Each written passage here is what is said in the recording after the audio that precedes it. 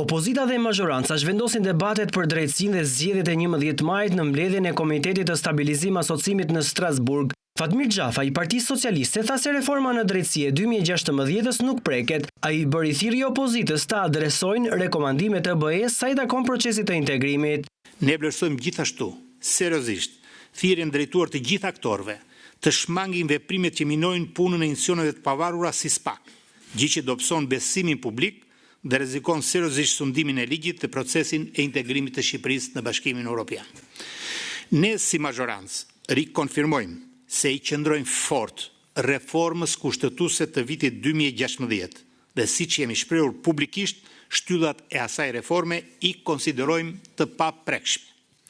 Ne shpresojmë shumë që edhe opozita të ndajë të njëjtin vlerësim me ne lidhur me vlerësimet pozitive për institucionet e reja drejtësisë dhe sidomos për SPAK, si dhe me gjetjet e projekt rezolutës në këto fusha dhe bashkërisht të ulemi të punojmë për të reflektuar në rekomandimet e Bashkimit Evropian dhe në asistencën dhe monitorimin e tyre të adresojmë masat dhe rekomandimet përkatëse për konsolidimin e reformës në drejtësi në standardet më të mira europiane, respektimin e lirive dhe të drejtave të njeriut.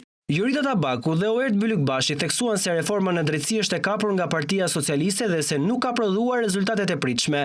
Sipas tyre, zgjedhjet ishin prova e drejtësisë ku SPAK i la dorë të Ilir Ramës që të përdor krimin në 11 maj në favor të tyre.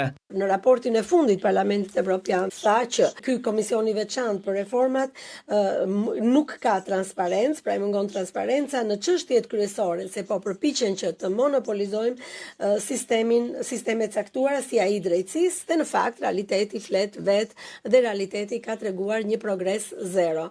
Shqipëria ka nevojë për reforma të vërteta, luftë të vërtetë kundër korrupsionit dhe Shqipëria ka nevojë edhe për rezultate të qarta. Prokuroria speciale dhe prokuroria e përgjithshme, gjithashtu edhe gjykatat, të cilat kanë lejuar, i kanë dhënë dorë të lirë kryeministrit dhe qeverisë së tij për të përdorur të gjitha burimet shtetërore në bashkëpunim me krimin organizuar, të ushtrojnë presion mbi votuesit. Të gjitha këto janë dokumentet që janë aprovuar nga OSBE-ja dhe Parlamenti Evropian.